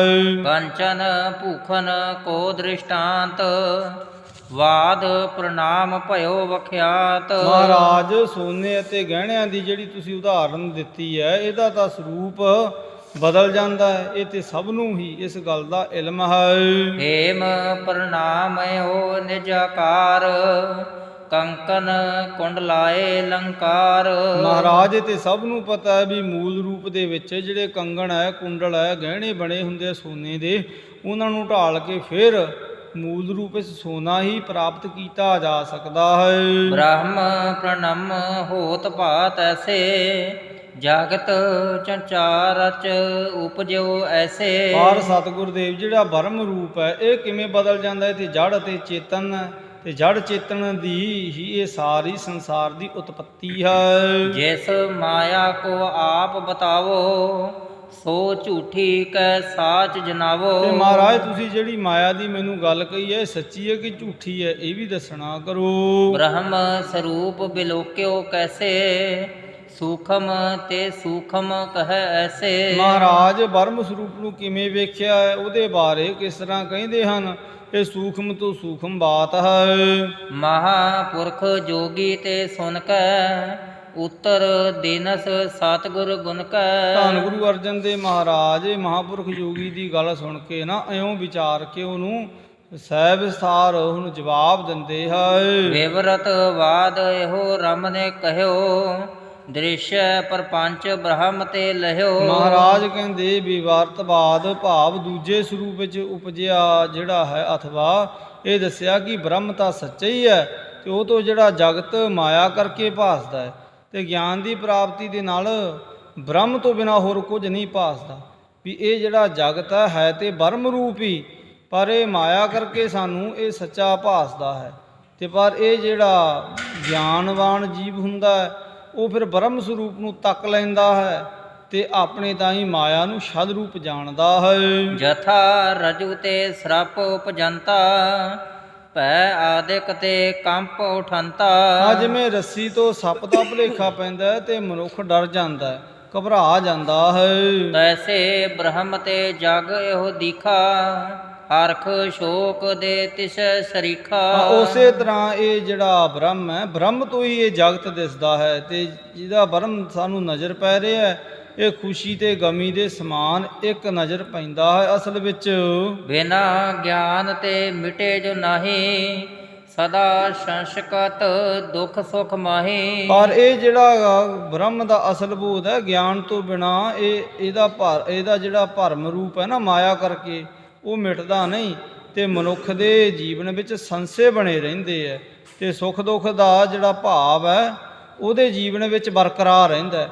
ਪਰ ਜਦੋਂ ਜਗਿਆਸੂ ਨੂੰ ਠੀਕ ਪੂਰੇ ਗੁਰੂ ਦੇ ਸ਼ਬਦ ਦੁਆਰਾ ਅਹਿਸਾਸ ਹੋ ਜਾਂਦਾ, ਫਿਰ ਉਹ ਇਹਦੇ ਬ੍ਰਹਮ ਸਰੂਪ ਨੂੰ ਸੱਚ ਜਾਣ ਲੈਂਦਾ, ਤੇ ਮਾਇਕ ਜਿਹੜਾ ਛਲਾਵ ਹੈ ਉਹਨੂੰ ਛਲ ਰੂਪ ਹੀ ਜਾਣਦਾ ਹੈ। ਜਨਮ ਅਨੇਕਨ ਮਹਿ ਬਿਰਮਾਵਤ, ਉੱਚੈ ਨੀਚੈ ਬਹੁਤ ਪ੍ਰਮਾਵਤ। ਤੇ ਜਿਹੜਾ ਅਗਿਆਨੀ ਜੀਵ ਹੁੰਦਾ ਹੈ, ਉਹ ਫਿਰ ਮਾਇਕ ਰਸਾਂ ਦੇ ਵਿੱਚ ਜੀਵਨ ਜਿਉਂਦਾ ਹੈ, ਉੱਚਾ ਨੀਵਾਂ ਤੇ ਭਰਮ ਭੁਲੇਖਿਆਂ ਦੇ ਵਿੱਚ ਫਸਿਆ ਹੋਇਆ ਅਨੇਕਾਂ ਤ੍ਰਿਗਤ ਜੂਨਾਂ ਨੂੰ ਭੋਗਦਾ ਹੈ। ਵਾਦ ਪ੍ਰਣਾਮ ਅਪਰ ਵਿਦ ਮਾਨੋ, ਰੂਪ ਦੂਧ ਤੇ ਦੁੱਧ ਹੋਏ ਜਾਨੋ। ਰੂਪ ਬਦਲ ਨੂੰ ਇੱਕ ਹੋਰ ਢੰਗ ਇਸ ਨਾਲ ਤੁਸੀਂ ਗੱਲ ਸਮਝ ਸਕਦੇ ਹੋ। ਜਿਵੇਂ ਦੁੱਧ ਤੋਂ ਬਣਿਆ ਹੋਇਆ ਜਿਹੜਾ ਦਹੀਂ ਹੈ, ਉਹਦੇ ਤਾਂ ਹੀ ਮੁੜ ਕੇ ਫਿਰ ਦੁੱਧ ਨਹੀਂ ਤਿਆਰ ਕੀਤਾ ਜਾ ਸਕਦਾ। ਦੁੱਧ ਤੇ ਬਹੁਰ ਦੁਗਧ ਹੋਏ ਨਾਹੇ, ਪੂਰਬ ਰੂਪ ਨਾਸ਼ ਭਾਤਾਹੇ। ਉਸੇ ਤਰ੍ਹਾਂ ਪਹਿਲਾਂ ਦਾ ਜਿਹੜਾ ਰੂਪ ਆ ਉਹ ਨਸ਼ਟ ਹੋ ਜਾਂਦਾ ਹੈ, ਤੇ ਪਰ ਆਪਣੇ ਤਾਂ ਹੀ ਮੁੜ ਕੇ ਉਸ ਰੂਪ ਜਗਿਆਸੂ ਨੂੰ ਹਾਸਲ ਨਹੀਂ ਹੁੰਦਾ। ਪਰ ਉਹ ਸਰੂਪ ਤੇ ਬ੍ਰਹਮ ਸਰੂਪ ਹੀ ਹੈ ਜਿਹੜਾ ਇੱਕ ਰਸ ਰਹਿੰਦਾ ਹੈ, ਪਰ ਉਹ ਉੱਤਮ ਜਗਿਆਸੂ ਨੂੰ ਪ੍ਰਾਪਤ ਹੁੰਦਾ ਹੈ। ਤੇ ਜਿਹੜਾ ਅਗਿਆਨੀ ਜੀਵ ਹੈ, ਜਿਹੜਾ ਅਗਿਆਨਤਾ ਦੇ ਵਿੱਚ ਧੱਸਿਆ ਹੋਇਆ ਹੈ, ਉਹ ਫਿਰ ਸੰਸਾਰੀ ਜਿਹੜਾ ਸਰੂਪ ਹੈ, ਫਿਰ ਉਹੀ ਉਹਨੂੰ ਸੱਚਾ ਲੱਗਦਾ, ਪਰ ਉਹ ਸੱਚਾ ਨਹੀਂ ਹੁੰਦਾ। ਉਹ ਤੇ ਕੁਝ ਸਮੇਂ ਦੇ ਲਈ ਮਿਲਿਆ ਹੁੰਦਾ ਜਿਹੜਾ ਸਰੂਪ ਹੈ। ਇਹ ਸਰੂਪ ਵੀ ਸਮੇਂ-ਸਮੇਂ ਤੇ ਕਿੰਨਾ ਬਦਲਦਾ ਹੈ। ਹੁਣ ਇੱਕ ਸਾਡਾ ਬਾਲਪਣੇ ਦਾ ਸਰੂਪ ਸੀ, ਇੱਕ ਹੁਣ ਤਰਨ ਅਵਸਥਾ ਵੇਲੇ ਸਰੂਪ ਹੈ, ਇੱਕ ਸਾਡਾ ਬੁਢੇਪੇ ਵੇਲੇ ਸਰੂਪ ਹੋਏਗਾ, ਜਿਹਦੇ ਬਾਬਤ ਆਪਾਂ ਬਾਣੀ ਅੰਦਰ ਬਚਨ ਪੜ੍ਹਦੇ ਹਾਂ ਕਿ ਬਾਲ ਜਵਾਨੀ ਅਰ ਬਿਰਧ ਫੁਨ ਤੀਨ ਅਵਸਥਾ ਜਾਣ। ਪਰ ਅਸਲ ਵਿੱਚ ਸਾਡਾ ਸਰੂਪ ਕੀ ਹੈ? ਜਿਹ ਤੇ ਉਪਜਿਓ ਨਾਨਕਾ ਲੀਨ ਤਾਹੇ ਮਹਿਮਾਨ। ਅਖੀਰ ਨੂੰ ਤਾਂ ਸਾਡਾ ਅਸਲ ਰੂਪ ਉਹ ਹੈ ਵੀ ਜਿਹੜਾ ਵਾਹਿਗੁਰੂ ਨੇ ਪ੍ਰਗਟਾਇਆ ਹੈ। ਪਰ ਉਹ ਸਰੂਪ ਸਾਨੂੰ ਅੱਜ ਹਾਸਲ ਕਿਉਂ ਨਹੀਂ ਹੋ ਰਿਹਾ? ਕਿਉਂਕਿ ਅਸੀਂ ਮਾਇਕ ਬੰਧਨਾਂ ਦੇ ਵਿੱਚ ਫਸੇ ਹੋਏ, ਰੁੱਝੇ ਹੋਏ ਉਸ ਸਰੂਪ ਨੂੰ ਅਜੇ ਪਹਿਚਾਨਣ ਦਾ ਕੋਈ ਪ੍ਰਯਾਸ ਹੀ ਨਹੀਂ ਕਰ ਰਹੇ। ਹਾਟਕ ਹੋਏ ਨਾ ਐਸੀ ਭਾਂਤ, ਭੂਖਨ ਮਹਿ ਸਰੂਪ ਦਰਸਾਤ। ਹਾਂ, ਸੋਨੇ ਦੇ ਰੂਪ ਨੂੰ ਬਦਲਣ ਦਾ ਜਿਹੜਾ ਕਾਰਨ ਹੈ ਇਸ ਤਰ੍ਹਾਂ ਨਹੀਂ ਹੁੰਦਾ। ਉਹਦਾ ਗਹਿਣਾ ਵਿੱਚ ਹੀ ਆਪਣਾ ਪਹਿਲਾ ਸਰੂਪ ਫਿਰ ਸਾਨੂੰ ਨਜ਼ਰ ਪੈਂਦਾ ਹੈ।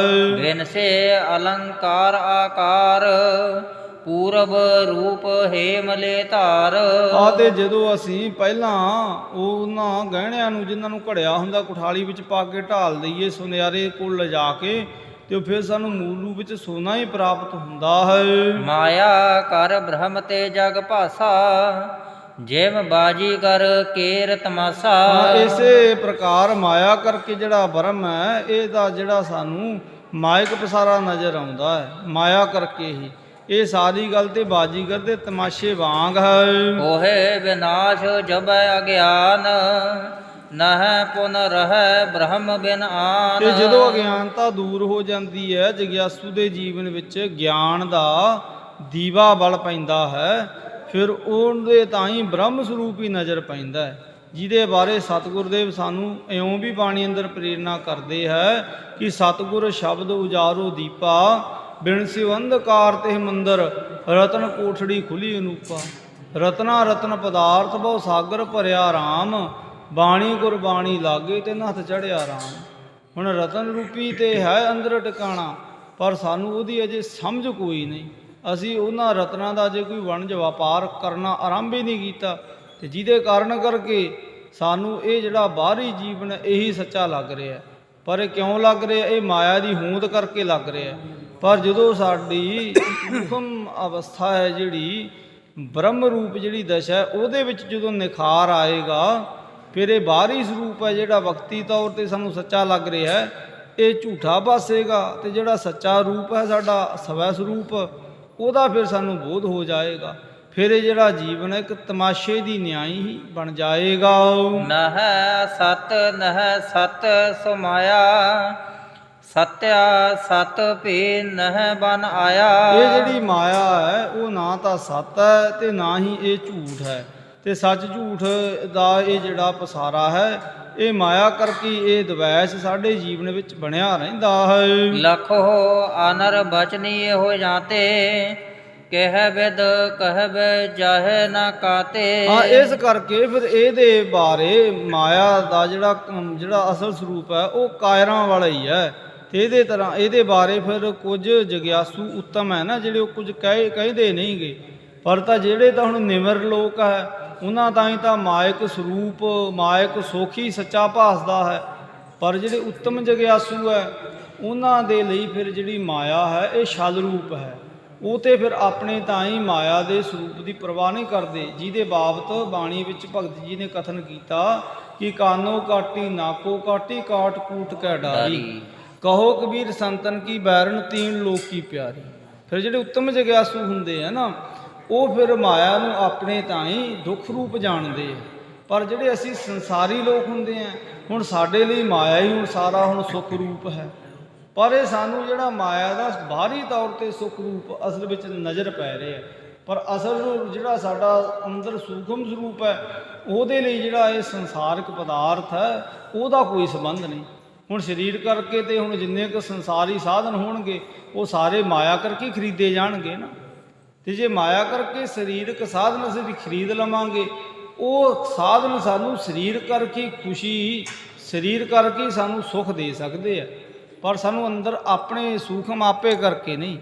ਉਹ ਕਿਉਂ ਨਹੀਂ? ਕਿਉਂਕਿ ਉਸ ਸਰੂਪ ਦੇ ਨਾਲ ਬਾਹਰੀ ਜਿਹੜਾ ਪਦਾਰਥ ਹੈ, ਬਾਹਰੀ ਜਿਹੜਾ ਸੁੱਖ ਹੈ, ਉਹਦਾ ਸੰਬੰਧ ਕੋਈ ਨਹੀਂ ਹੈ, ਕਿਉਂਕਿ ਉਹ ਹੋਰ ਸਰੂਪ ਹੈ ਸਾਡਾ, ਇਹ ਬਾਹਰੀ ਹੋਰ ਸਰੂਪ ਹੈ। ਇਸੇ ਕਰਕੇ ਜਿਹੜੇ ਉੱਤਮ ਜਗਿਆਸੂ ਹੈ ਨਾ, ਉਹ ਉਸ ਸਰੂਪ ਦੇ ਤਾਈਂ ਆਪਣਾ ਜਿਹੜਾ ਧਿਆਨ ਕੇਂਦਰਿਤ ਕਰਦੇ ਆ। ਪਰ ਜਿਹੜੇ ਅਸੀਂ ਸੰਸਾਰੀ ਜੀਵ ਹੁੰਦੇ ਆ, ਅਸੀਂ ਸੰਸਾਰਕ ਸਹੂਲਤਾਂ ਨੂੰ ਹੀ ਆਪਣੇ ਜੀਵਨ ਦੇ ਵਿੱਚ ਜਟਾਉਣ ਦੇ ਲਈ ਬਾਹਰੀ ਤੌਰ ਤੇ ਹੀ ਉਹ ਸਾਰੇ ਜਿਹੜੇ ਸਾਧਨ ਹੈ ਉਹ ਜਟਾਉਂਦੇ ਰਹਿੰਦੇ ਹਾਂ। ਪਰ ਜਿਹੜੇ ਬਾਹਰੀ ਤੌਰ ਤੇ ਜਟਾਏ ਹੋਏ ਸਾਧਨ ਹੁੰਦੇ ਆ ਉਹ ਵਕਤੀ ਤੌਰ ਤੇ ਸਾਨੂੰ ਖੁਸ਼ ਕਰ ਦਿੰਦੇ ਆ, ਪਰ ਫਿਰ ਕੁਝ ਸਮੇਂ ਬਾਅਦ ਉਹ ਸਾਰਾ ਕੁਝ ਬਾਧਾ ਰੂਪ ਹੋ ਜਾਂਦਾ ਹੈ ਤੇ ਉਹ ਸਾਡੇ ਤਾਈਂ ਫਿਰ ਉਹ ਦੁੱਖ ਦਾ ਕਾਰਨ ਵੀ ਬਣ ਜਾਂਦੇ ਆ, ਸੁੱਖ ਦੇ ਸਾਧਨ। ਪਰ ਉਹ ਕੁਝ ਸਮੇਂ ਲਈ ਸਾਨੂੰ ਉਹ ਚੰਗੇ ਲੱਗਦੇ ਆ। ਤੋ ਇੱਥੇ ਇਸ ਕਰਕੇ ਸਤਿਗੁਰੂ ਦੇਵ ਜੀ ਦਰਸਾਉਂਦੇ ਵੀ ਇਹ ਜਿਹੜਾ ਅਸਲ ਵਿੱਚ ਮਾਇਆ ਦਾ ਜਿਹੜਾ ਸਰੂਪ ਆ ਉਹ ਕਾਇਰਾਂ ਵਾਲਾ ਹੀ ਹੈ।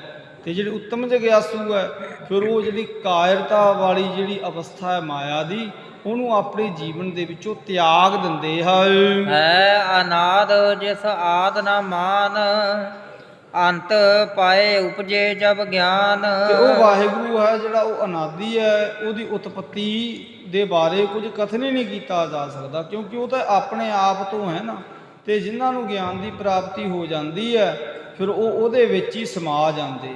ਕਹਿਣੇ ਵਾਲੇ ਤੇਰੇ ਰਹੇ ਸਮਾਏ, ਉਹਨੂੰ ਕਥਨ ਕਰਨ ਵਾਲੇ ਉਹਦਾ ਹੀ ਜਿਹੜਾ ਸਰੂਪ ਹੈ ਉਹ ਧਾਰਨ ਕਰ ਲੈਂਦੇ ਹਨ। ਸਤਿਗੁਰ ਕੇ ਸੁਨਬੇ ਉਪਦੇਸ਼, ਹਤ ਹੈ ਅਵਿਦਿਆ ਸਹਿਤ ਕਲੇਸ਼। ਹਾਂ, ਤੇ ਜਿਹੜੇ ਗਿਆਨਵਾਨ ਪੁਰਸ਼ ਹੈ ਉਹ ਸਤਿਗੁਰੂ ਜੀ ਦਾ ਉਪਦੇਸ਼ ਸੁਣ ਕੇ ਆਪਣੇ ਜੀਵਨ ਦੇ ਵਿੱਚੋਂ ਅਗਿਆਨਤਾ ਕਰਕੇ ਜਿਹੜੇ ਕਲ ਕਲੇਸ਼ ਹੈ ਉਹਨਾਂ ਦੇ ਤਾਈਂ ਨਿਵਾਰਨ ਹਾਸਲ ਕਰ ਲੈਂਦੇ ਹਨ। ਬ੍ਰਹਮ ਆਤਮਾ ਪੂਰਨ ਜੋਏ, ਵਿਸ਼ੇ ਨਾ ਕਿਸ ਇੰਦਰ ਕਬ ਹੋਏ।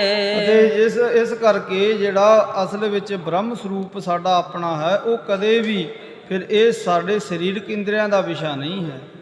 ਹੁਣ ਉਹ ਜਿਹੜਾ ਬ੍ਰਹਮ ਸਰੂਪ ਹੈ ਨਾ ਉਹਦਾ ਸਾਡੇ ਇਸ ਬਾਹਰੀ ਸਥੂਲ ਆਪੇ ਦੇ ਨਾਲ ਕੋਈ ਸੰਬੰਧ ਨਹੀਂ ਹੈ, ਕਿਉਂਕਿ ਉਹ ਤਾਂ ਜੋਤ ਸਰੂਪ ਹੈ।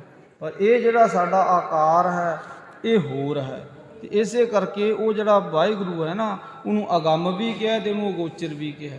ਉਹ ਨਾ ਤਾਂ ਸਾਡੇ ਇਹਨਾਂ ਅੱਖਾਂ ਦਾ ਵਿਸ਼ਾ ਹੈ ਨਾ ਇਹਨਾਂ ਹੱਥਾਂ ਦਾ ਵਿਸ਼ਾ ਹੈ।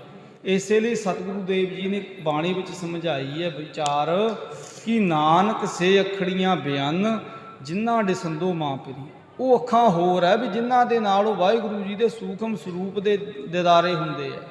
ਪਰ ਉਹ ਜਿਹੜੀ ਅੱਖ ਹੈ ਉਹ ਇਹਨਾਂ ਅੱਖਾਂ ਦੇ ਕੁਝ ਚੰਗੇ ਪ੍ਰਯਾਸ ਕਰਨ ਦੇ ਨਾਲ ਹੀ ਬਣਦੀ ਹੈ। ਹੁਣ ਇਹ ਜਿਹੜਾ ਸਰੀਰ ਹੈ ਨਾ ਇਹਦੀ ਸਹਾਇਤਾ ਲਈ ਜਾ ਸਕਦੀ ਹੈ, ਪਰ ਇਹ ਜਿਹੜਾ ਸਰੀਰ ਵੀ ਮਨੁੱਖ ਦਾ ਹੀ ਹੈ ਜਿਹੜਾ ਇਸ ਗੱਲ ਨੂੰ ਜਾਣ ਸਕਦਾ। ਜੇ ਆਪਾਂ ਕਹੀਏ ਵੀ ਪਸ਼ੂ ਪੰਛੀ ਜਾਣ ਲੈਣਗੇ ਉਹ ਨਹੀਂ ਜਾਣ ਸਕਦੇ, ਕਿਉਂਕਿ ਉਹਨਾਂ ਦੇ ਤਾਂ ਹੀ ਚੇਤਨਤਾ ਨਹੀਂ ਹੈ।